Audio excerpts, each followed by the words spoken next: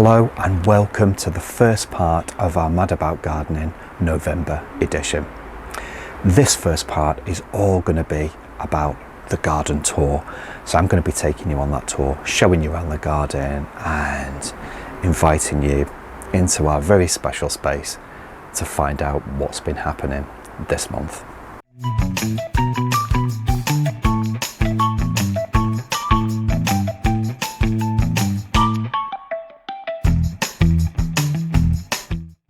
Welcome to my favourite part of every episode, that is the garden tour. Now today I want to bring you first of all to our beautiful hydrangea, and it's the mophead hydrangea, and this has been in the garden for many years. And when we first moved in, we gave it a little prune because it had seemed to have gotten quite out of proportion, and now it just looks perfect. It's a wonderful hydrangea. It's the traditional one that you used to see in everybody's gardens years ago and still do, thank goodness. And I just love the colour of this one. I think it's really beautiful. It's flowered really well this year. You know, we're in November now and it is just so wonderful to look out from the kitchen window and to also come outside and just be amongst this amazing plant.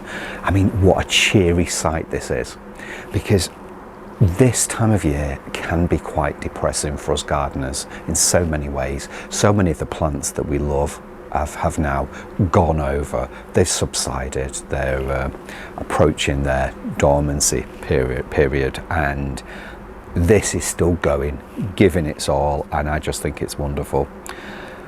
The colours within there, that sort of like pinky reddy colour, is just so beautiful, and I think this is certainly one of my favourite plants in the garden, certainly right now.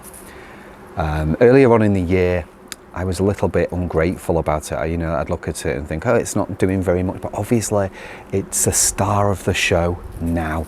This is the time of year when these flowers are just perfect, and what a wonderful time of year for it to be. You know, we're approaching, you know, we're in autumn still, we're approaching winter, and this is just so wonderful to be outside and to be here with this beautiful hydrangea. If you've not got one of these, we really do recommend that you get it for your garden, because you will be rewarded with so many wonderful flowers like this. I mean, every hydrangea is different. It's probably worth doing your research about hydrangeas first to choose the right one for your garden, and certainly your soil conditions as well. With hydrangeas, you will get blue for acidic soil. So if your soil's acidic, you'll get blue. And then if it's not acidic, if it's more of an alkaline soil, you will get the pinks and varying shades, as we have here. So it's just a wonderful sight. And interestingly enough, the hydrangeas that you see before me here have all been dried. Now, Paul managed to dry these. They look really nice and feel so tactile as well. Lovely to touch, but lovely to use as decoration about the house.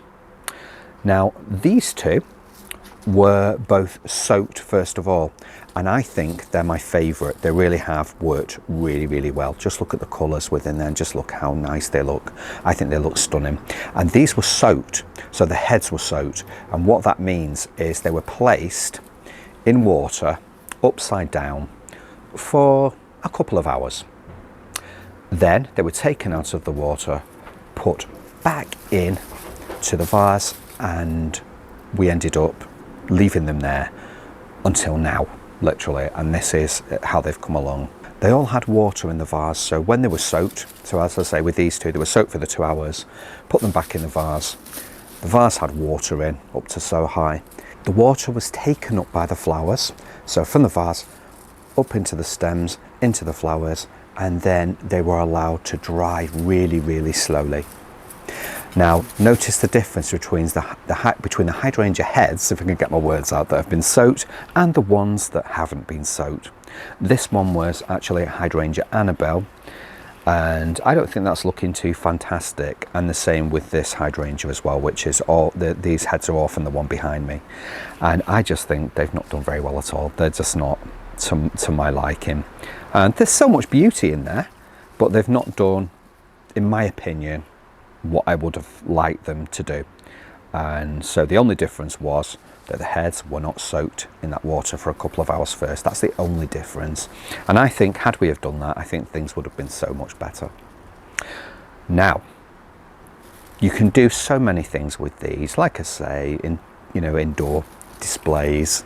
They look great, on a mantelpiece or something, It's just a nice way of bringing plants from outside inside the house, because we have our house plants, and like Paul and myself, we grow a lot of things inside the house, like seeds and things throughout the year. We have different things on the kitchen windowsill, and obviously so many people have house plants as well, but this is a nice way to bring the plants and the flowers that you've grown in the garden into the house. It's great to have them inside during the winter period, when we're no longer wanting to venture outside as much, and it's just nice to look at them and bring them into the house. My next plant I want to show you is right next door. It is a hardy fuchsia called Fuchsia magellanica, and this is a really lovely one. Just look at those droplets there. We've got the gorgeous purple centre with the red, beautiful red flowers. Just look at that. That is a stunning plant, and it's growing so beautifully right now in November. It's here in the garden. It's providing us, as I say, from the house, so much interest from the house. Just to look at them is really cheery, especially when we've been having so much rain. We've had a lot of rain and it's been quite depressing. You look outside, you see that in the rain, and you know that there's hope. And certainly on a day like today, when things are so much brighter, we had sunshine this morning. It's gone in a little now, but I think it's starting to come back out, and it's just so nice to be outside amongst these flowers. And this is the variety that you used to see. We did a video about this. I did a video actually about this some time ago. I think it was last year, I can't remember, and it was about this plant. And it was something that you did used to see in everybody's garden years ago. There's so many people's gardens, and it's not one that you see a lot of nowadays, but I really recommend growing it, because at this time of year, just look at that display. We're in November, and look how beautiful. I've got flowers all around me. Incidentally, during the summer, when these start to come out, the bees do love them, and you will see. But in fact, speaking of bees loving them, there's one right here. So he's right in there, and he had a little friend with him that just flew away. So that is a wonderful thing to see. So a November day, and the bees are just loving it. That is so beautiful. He looks very happy in there. He's so happy. And that's what we like to see. We grow these plants for the flowers, and to see them flowering now in November and having something, he's really enjoying himself there. And to see him so happy in November, out and about, when so many other things have died back, that is worth growing. You've got to admit, here's another one. There's another one. And so they're happy. It shows that they're great for pollinators, and just get it into the garden. Look how gorgeous that is. It cheers you up. On to the next plant, which is actually behind me. You can see it from there. So it's Hydrangea Annabelle. And this is the original Annabelle, because there's actually strong Annabelle. That's a newer variety. So the stems are much sturdier and stronger, hence the name. Because the thing is with Annabelle, if it's not kept in check, it can go very floppy, certainly in rain. You can end up with a lot of floppy stems and heads that are almost touching the floor. I mean, we've been lucky, but Paul has got a support around this one. But I think we've been exceptionally lucky still this year, because usually you can still have those stems that are trying to, come to the ground. But this is the original Annabelle, and if you've not grown it, I do recommend that you do, because just look at those flowers. Just grow it for those flowers, and that lovely, subtle, gorgeous, gentle green foliage as well. It's well worth it for that. But just look at those white flowers. They cheer you up on a dark day as well. So now on to the next one. So if you follow me, this one is a showstopper. It's fantastic. I love it. It's Rudbeckia Indian Summer. Now, I did mention this on my last garden tour with you when I had you here, and it was one of my favourites, and still is, because look at those flowers. I know in many ways, you know, it's a very small plant. It's not really at this moment in time that significant. I mean, certainly these ones, that one's a bit more sturdy. There's lots more flowers appearing on that one. But just look at that cheery yellow. It's worth it for that sunshiny flower that you get. And I love those black centres, those lovely dark centres as well. That is gorgeous. And I can see, don't know whether it's my eyes, like a touch of very deep red in that centre as well. It's like it's black, but almost like with a touch of red in there. That's what I can see. So maybe the light, but it's very, very beautiful as far as Rudbeckias goes. So if you've not grown this one, I'd recommend that one as well. Now next, I want to show you this very special plant. It's called, oh, it's got B on as well, so he's very happy. It's called Actaea, white pearl, and you can see why. Just look at those flowers, and the scent coming from those flowers as well is truly delicious. If you've not grown Actaeas in your garden before, they really do like damp soils, and they love to flower and give their all. If you let them dry out, so if you have a really dry summer, or you put them in a really, I mean, we've seen them in a garden. What's the garden called where they're all out?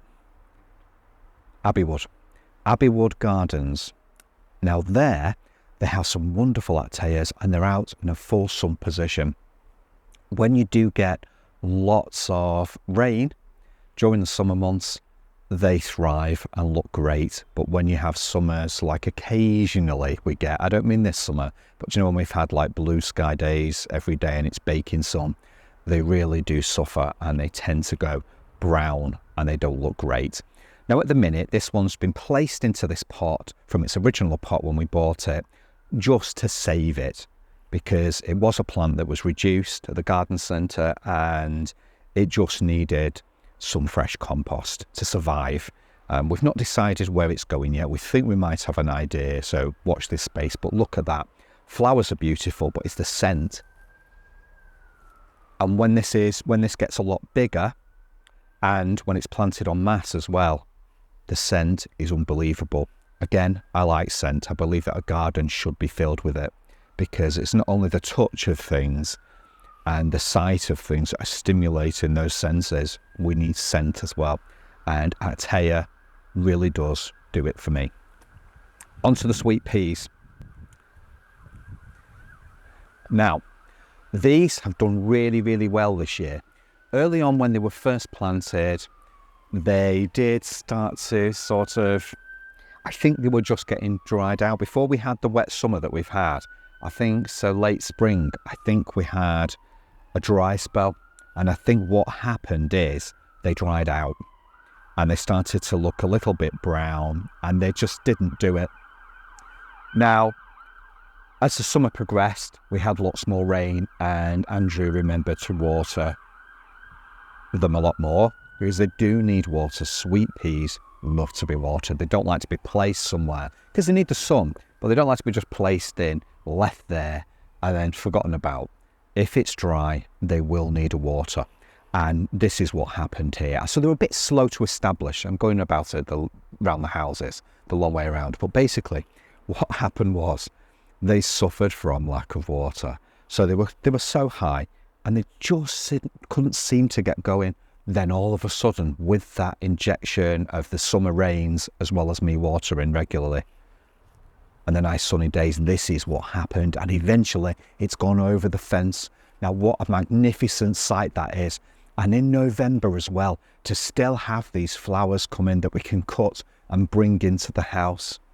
Outside at the minute, unless something's really strongly scented, so unless you've got a plant in the garden that's just so scented, it's like, wow, you're not really going to notice this. They are scented. It's a windy day.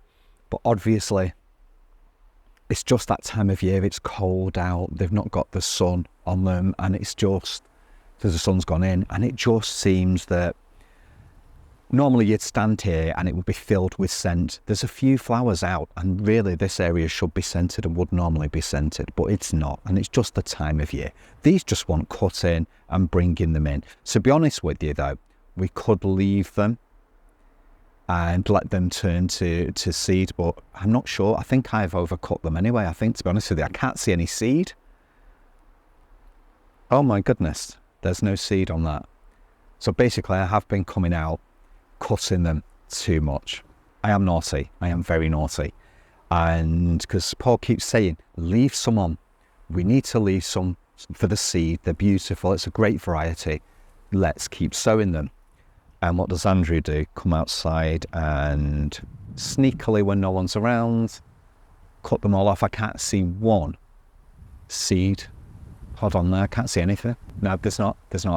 So basically, we may as well cut them and enjoy them, because I don't think they're going to do very much now, to be honest with you. I'm not sure, but I doubt it, do you? It's not going to happen. We're in November. It's not happening. So we'll be buying seed again next year. But there you go. They're still looking great. The moral of the story is, look at the height of them. They're looking great. They're happy. And, there's one. Got one there. So cherish it, because how many seeds will be in that? 2, 3, 4, 5, 6 seeds. It's better than nothing. So there we go. Tree's still looking great. The tree that we planted, the Prunus that we planted, Prunus Nigra, and this was in memory of our beautiful, gorgeous, amazing cat son Ben, as you may remember. And look at it, it's fantastic. It's enjoying being here. It's established so much since it's been in, and obviously we keep releasing the tie as well. So it's got a tie in and a stake, but we do keep releasing that, because obviously it needs room to move. We don't want to strangle the tree and suffocate it.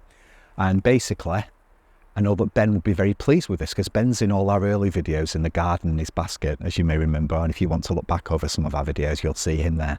And he was an amazing part of our life, and will never ever be forgotten, and be always with us. And this tree is looking great. I love the dark foliage. That's what impressed me first of all. We saw it at the garden centre, and we were both like, well, I saw it straight away, and I'm thinking, do you know what? That tree's coming home. That's the tree.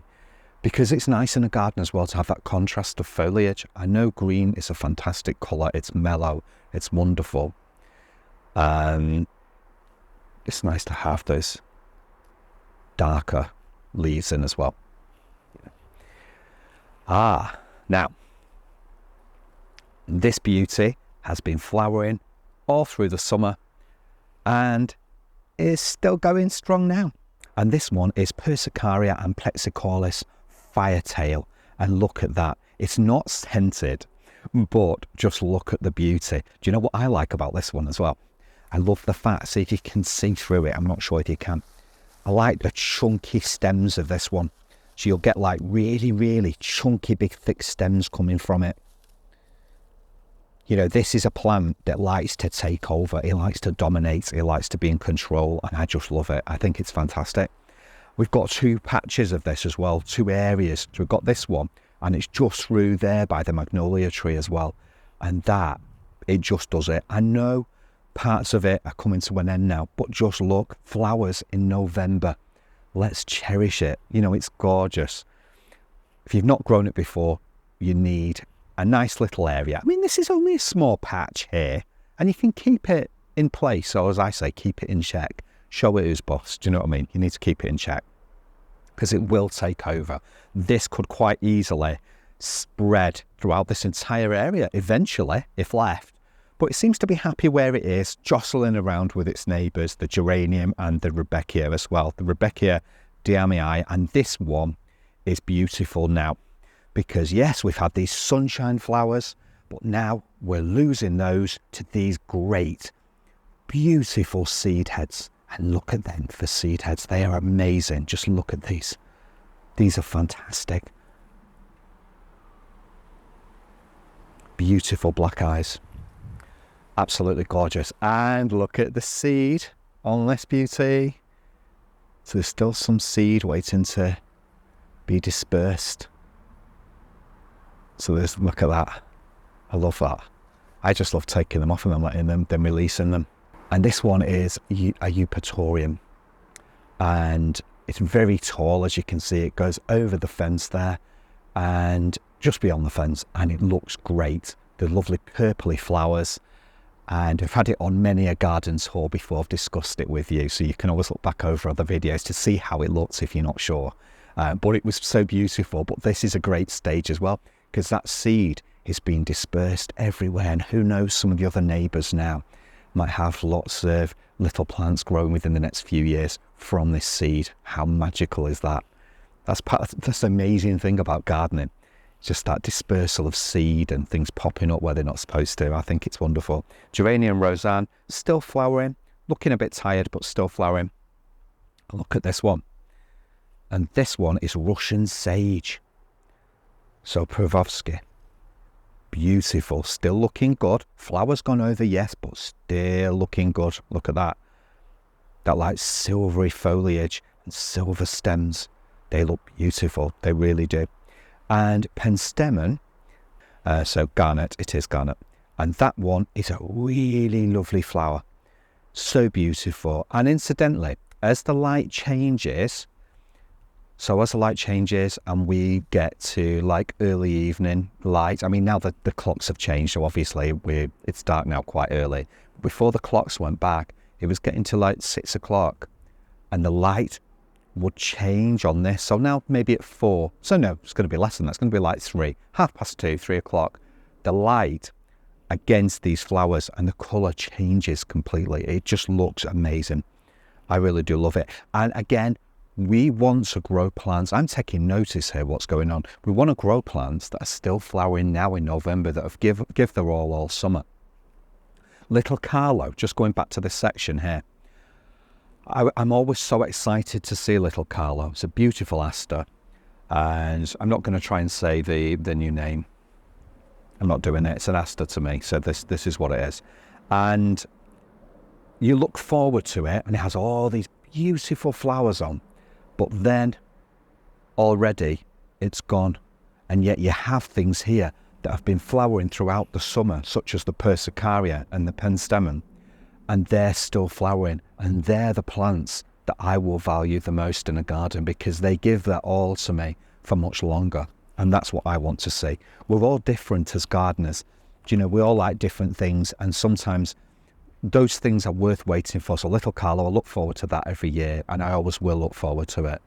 But I'm always going to stay with the ones that reward me for longer, and this is one of them. Stipa tenuissima. And offspring, because if you look in here, there's lots of babies coming up. Tons of babies coming up, look, and there, all the way through. And this will have offspring all over the place, far and wide.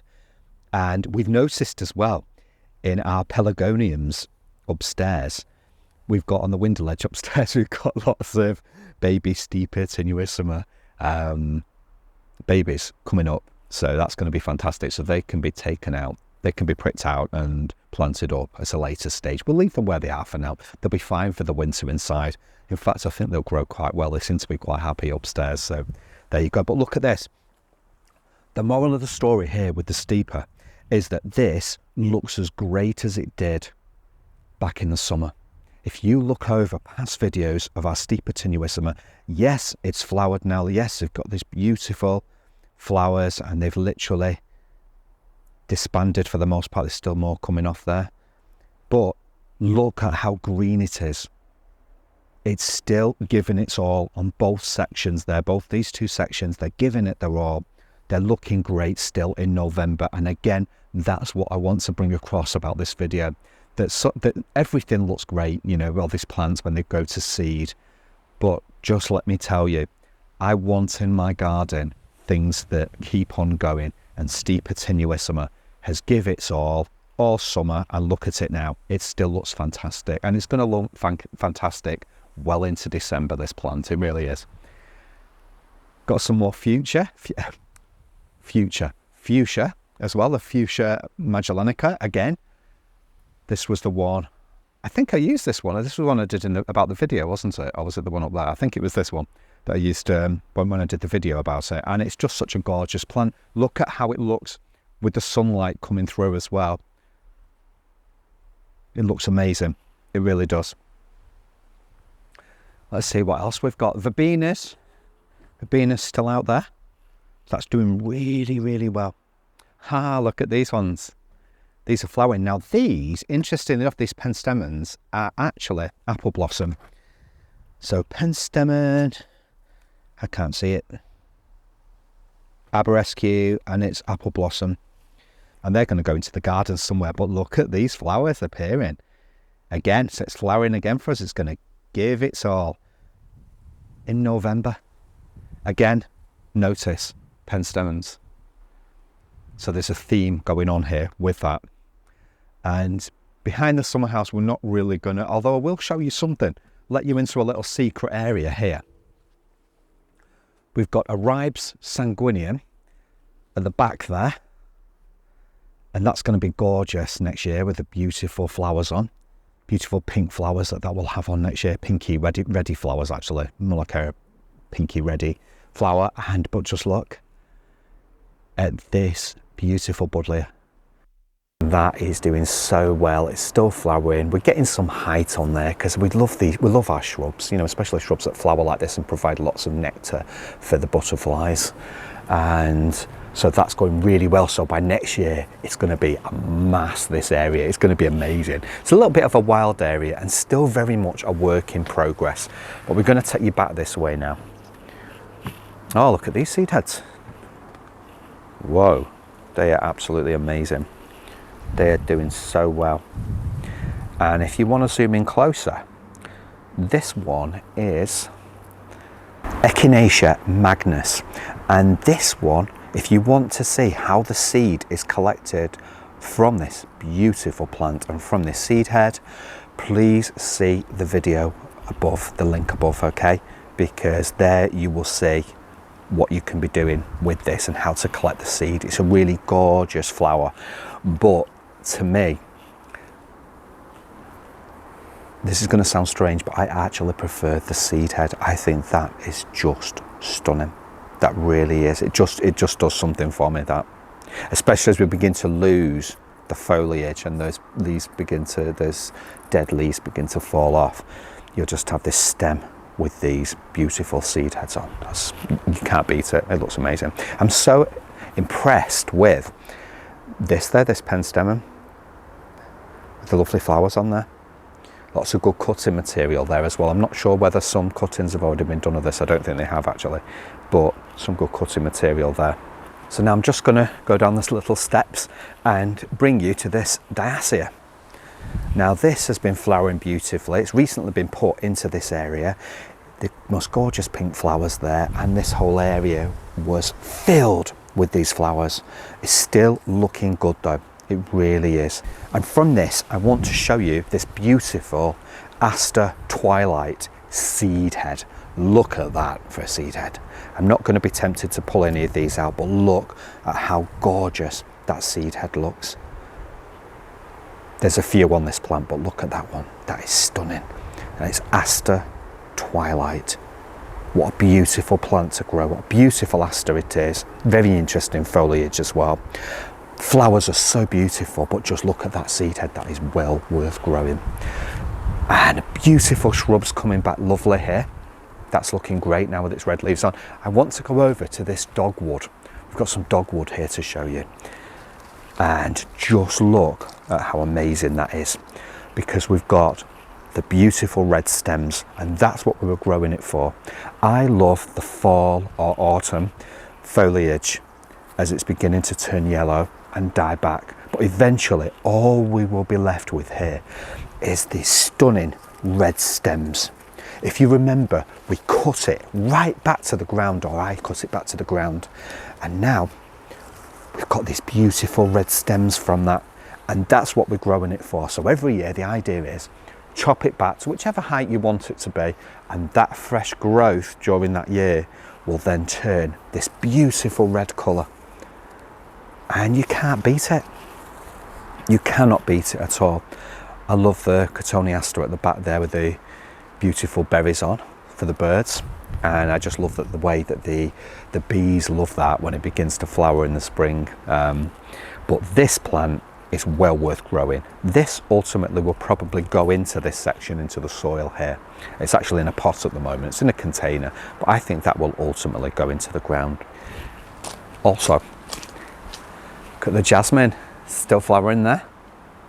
So on nice days, I've still caught, well, smelt some scent coming from it, but obviously on a cool day like today, you're not really going to get to smell that, but it's still flowering. That's the thing. Now I want to show you something really special. Now we're going to go over to Paul's vegetable area, so vegetable patch, because Paul's not very well at the moment. He's not able to speak very much because he's got a very bad throat. So I'm going to show you the veg patch. So over here, we're going to see what we're worth. Now I am loving, my favourite bit here at the minute is the garlic, because just look at how much it's grown.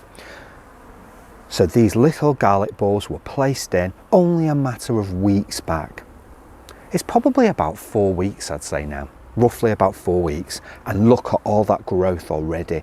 And we just know that next year we're going to get so much enjoyment from harvesting the garlic and being able to eat it in our food. But at the minute, I'm just enjoying seeing it growing. I am so happy with that. Now, lots of, on the chard front, lots of beautiful colours going on there. We've got the red, we've got the yellows, we've got orange flowing through that yellow. Just look at the stems running through the foliage as well, through the leaves. That's my favourite. Oh wow, that one, look at that with the orange there running through the stems. Just look at that for a stem. And we know that we can bring these in, cook them and add them to our meals. We know that we can get lots of really wonderful nutrients from that. And these have been in for quite a while, and they've provided us with so much wonderful food, such great harvests for the kitchen. So many issues with the slugs, as always, you know, we all get that as gardeners. But the purpose of this netting, this mesh, is simply to keep the birds out. It's not going to really do anything else. And it keeps our squirrel out as well, our resident squirrel, monkey nuts. But that's it, that's all it does really. So we just keep an eye open, and obviously making sure that these are covered, because it does put lots of other creatures and insects off from going in there. And that's all we can do really as gardeners. We just do our bit, we do our best, don't we? But I think things are going really well in here. Now with regards to the spring onions, they've been nobbled, they're not looking very good at all. I don't think we're going to get much success with those. I am very optimistic, so I'd probably say, you know, I was speaking to Paul about this, and I was basically saying, oh no, they could be okay, they'll be fine next year, this and the other. And he's saying, they've been nobbles, they're not going to survive it. So it'll be interesting to see what happens. But I think basically we have to admit defeat. We've probably lost the crop there, but we'll see what happens. Kale, again, we've got bits missing from it, so not really sure what the best thing to do with that. There are a few leaves there that we could use with the kale, but again, just a few. So it's quite sad really, but definite success with the garlic and with the chard as well. With the Swiss chard, definitely great success with that. So what more can I say? We're very, very happy, and I wish Paul could be here to talk to you about his vegetable patch himself, but unfortunately, as I say, he's not very well, so he's behind the camera and not going to be able to speak. So there you go. I am very happy with this. Thank you so much for coming on the garden tour with me, and I really do hope you've enjoyed spending time with me today in the garden. You know, it's the highlight of my month, that, to get to show you around, show you what's going on in the garden, and to talk to you about what we've been up to. And thank you so much for being here with me today. God, drama follows you around wherever you go.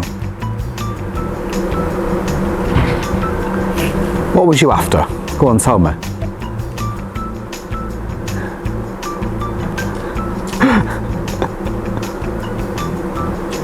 The drama, what are you after? Come on, you ready?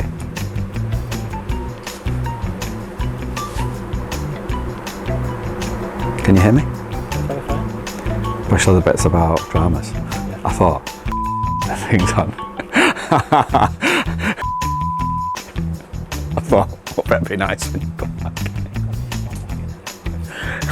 That you were like, dig in.